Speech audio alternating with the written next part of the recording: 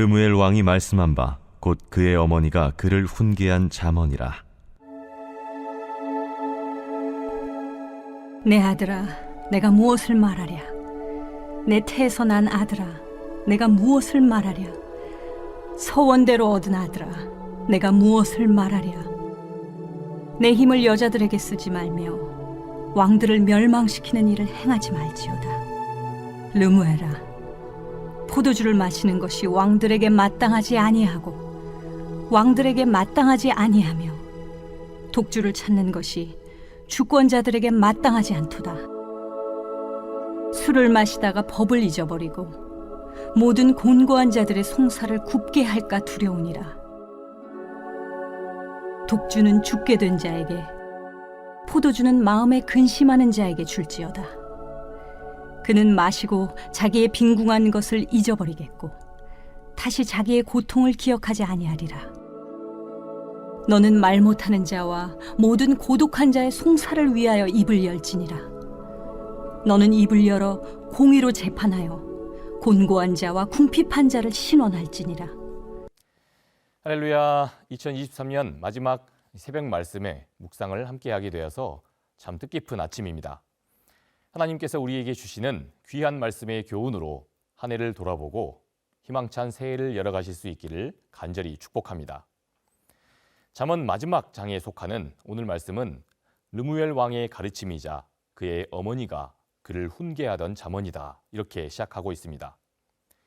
그런데 여기서 이 잠언이라고 번역이 되어 있는 마사라는 이 단어, 이 히브리 단어는 본래 신탁이라는 뜻입니다. 그런데 왕의 어머니가 아들에게 신탁을 했다, 어쩐지 이상한 부분이 있습니다. 그래서 어떤 학자들은 마사라고 하는 이 단어가 아랍 방면에 있는 이 이방 지역의 지명을 가리킨다, 이렇게 보기도 합니다. 이렇게 보면 마사 지역의 르무엘 왕의 교훈이라고 하는 자연스러운 의미가 되는 것이지요. 때문에 학자들은 이 르무엘이 이방 지역의 왕으로서 다른 종교를 믿다가 우리 하나님 여호와를 섬기는 그런 자로 개종한 왕이라고 보기도 합니다. 이렇게 보면 그의 이름 르무엘이라고 하는 뜻과도 그 의미가 잘 맞아 떨어집니다. 르무엘은 하나님에게 속한, 또 하나님께 헌신된 이라고 하는 뜻이기 때문입니다. 정리하자면 르무엘 왕은 이방 출신이었습니다. 그렇게 어수선하던 시대를 살던 그런 시기에 유대인들이 섬기는 하나님을 알게 됐다는 겁니다. 그리고 그도 우리 여호와 하나님을 믿는 신앙으로 개종한 왕이었다는 걸 헤아려 볼 수 있는 겁니다. 그는 3절에 어머니로부터 내 아들아, 너의 힘을 여자들에게 쓰지 말고 왕들을 멸망시키는 일에 그렇게 사용하지 말거라, 이런 가르침을 받았다고 말씀합니다. 프랑스에 몽테뉴라고 하는 사상가가 있습니다. 그가 이런 이야기를 했습니다. 목적지가 어딘지를 모르는 배에는 그 어떠한 바람도 순풍일 수 없다. 목적이 불분명한 그런 곳, 목적지가 어딘지 모르는 배에는 어떤 바람이 불어도 좋은 바람일 수 없다는 겁니다. 그렇습니다. 우리에게 허락된 시간과 또한 물질, 힘과 재능들을 그저 자신의 삿된 욕망을 채우는 데만 다 써버린다면 그것만큼 허망한 일은 없을 겁니다.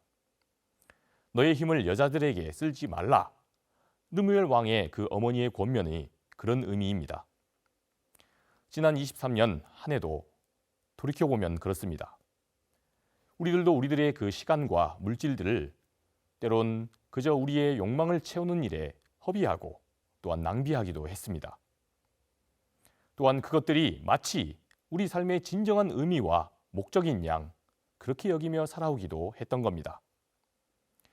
이런 우리가 만약에 오늘 하나님의 말씀의 교훈을 우리 마음밭에 바로 새기지 못한다면 우리에게 달력은 새롭게 바뀔지 몰라도 진정한 의미에서 우리에게 결코 새해란 찾아오지 않을지 모릅니다.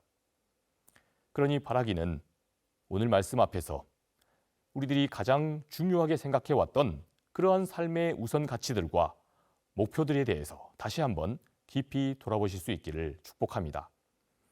그래서 새해엔 더욱 넘치는 하나님의 은혜의 역사를 마음껏 경험하시기를 축복합니다. 두 번째로 르무엘 왕의 어머니는 왕들을 멸망시키는 일을 행하지 말라. 이렇게 권면하는 한편 8절에 보니까 말 못하는 자와 모든 고독한 자의 그 송사를 위하여 입을 열어라. 이렇게 교훈합니다. 그리고 이러한 맥락에서 너의 판단이 흐려지지 않도록 포도주와 독주를 멀리해라 라고 합니다. 그리고 9절에는 공의로 재판하고 곤고한 자의 또한 궁핍한 자를 신원하라 이렇게 덧붙입니다. 기독교 현실주의자로 분류가 되는 라이놀드 리버라고 하는 신학자가 있습니다. 그는 하나님 나라의 원리에 있어서 정의와 평화의 원칙, 이 두 가지 원칙 중에 무엇이 우선인지를 우리에게 질문했습니다. 그러면서 그는 반드시 하나님 나라는 이 정의의 원칙이 우선되어야 한다라고 강조했습니다. 리버에 따르면 주님은 이 땅에 평화의 왕으로 오셨습니다. 그러나 만약 그러한 평화가 사회와 또 정치와 경제적 정의를 전제하지 않는 그런 평화가 되면 어떻게 되겠습니까? 그러한 평화는 과연 누구를 위한 평화가 되겠냐는 겁니다. 그것은 힘을 가진 사람들만의 평화, 부유한 사람들이 만든 질서 안에 평화가 되고 말 것입니다. 우리 예수님께서 오셨던 당시 로마가 그랬고 또한 지금 우리가 사는 세상도 여전히 그런 것처럼 보입니다. 로마는 당시에 팍스 로마나를 외치면서 이 땅에 평화가 왔다라고 소리쳤습니다. 그러나 역사가 교훈하는 대로 그것은 로마 시민권을 가진 사람들 그리고 황제만을 위한 평화였습니다. 그래서 이 로마의 평화는 오래가지 못합니다. 결국 또 다른 힘의 세력에 의해서 무너질 수밖에 없었던 것입니다. 그래서 리버는 이 땅이 하나님께서 바라시는 그러한 메시아 왕국으로서 진정한 평화의 세상이 되기 위해서는 반드시 정의의 원칙이 먼저 우선되어야 한다고 말한 것입니다. 그래서 우리 기독교인들은 이것을 위해서 반드시 어떠한 모양으로든 노력해야 합니다. 지난 한 해 동안도 우리 주변엔 크고 작은 사회적인 여러 불의로 인해서 환난을 만난 그런 이웃들이 있었습니다. 이들이 비통함과 억울함을 호소하며 그렇게 눈물 짓고 있었다는 겁니다. 또 3절 말씀이 언급하는 바 세상엔 여전히 왕들을 멸망시키는 사람, 즉 다시 말해서 자기가 가진 그 힘으로 다른 힘이 약한 누군가를 누르고 또한 밟아가면서까지 자신의 그런 욕망을 성취하려고 하는 사람들이 여전합니다. 이로 인해 상처와 아픔을 겪는 사람들이 여전히 우리 주변에 끊이지 않고 있는 겁니다. 오늘 주님께서는 이러한 현실 속에서 이사야를 부르신 것처럼 우리에게도 이렇게 질문하시고 도전하시는지 모릅니다. 누가 나를 위하여 저들에게 갈고 누가 나를 위하여 갈고. 사랑하는 여러분, 바라기는 새해에는 여기에 더 적극적으로 응답하시는 저와 여러분 되시기를 축복합니다. 먼저는 우리들 자신이 우리 주님 보시기에 먼저 바르고 공의로운 사람 되어야 하겠습니다. 그리고 더 나아가 오늘 말씀의 권면을 따라서 우리가 불의한 이 현실을 힘이 닿는 대로 우리 주님 보시기에 가장 기쁘고 올바른 모습으로 되돌려 놓는 일에 우리가 최선을 다해야 하겠습니다. 그렇게 했을 때 주님께서는 내년에도 우리 상당교회를 통해서 이 땅에 하나님 나라를 이루어 가시는 놀라운 역사를 계속해서 일으키실 것입니다. 한 해를 말씀 안에서 잘 마무리하시고 내년에도 우리 주님의 은혜가 성도님들의 가정에도 넘치시기를 주님의 이름으로 간절히 축원합니다. 기도하시겠습니다. 사랑과 은혜의 주님, 지난 한 해 동안도 우리와 함께하여 주시고 또 말씀 안에 살아갈 수 있는 그런 귀한 은혜를 허락하시니 감사합니다.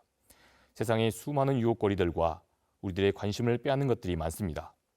그러나 말씀 안에서 우리 인생의 뜻을 세우고 또 새로운 한 해도 날마다 우리 하나님 보시기에 가장 합당하고 우리 주님께만 영광을 올려드리는 귀한 일들에 헌신하는 우리 모두가 되게 하여 주시옵소서. 그래서 새로운 한 해도 날마다 우리 주님께 귀하게 쓰임받는 우리 모든 상당의 가족들 될 수 있도록 하나님 함께하여 주시옵소서. 감사를 드리오며 사랑이 많으신 우리 구주 예수 그리스도의 이름으로 기도합니다. 아멘.